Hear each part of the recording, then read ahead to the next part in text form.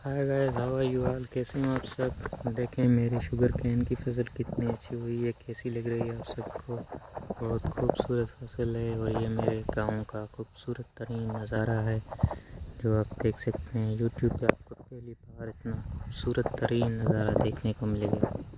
मैं cotton farming के भी आपको वीडियो दिखाऊंगा जो कि बहुत ही खूबसूरत है, और खूबसूरत गांव के दरख्त जो हैं उनके भी वीडियो आपको दिखाऊंगा। मेरे चैनल को सब्सक्राइब कीजिए, बहुत सारे खूबसूरत वीडियो गाँव के हवाले से मैं आपको दिखाने वाला हूँ।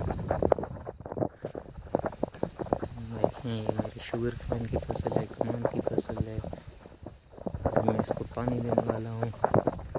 मैं आपकी यहाँ के किसानों से भी बात कराऊँगा। ये खुद मेरा अपना फसल है, उसकी काश्त भी मैं खुद ही करता हूँ।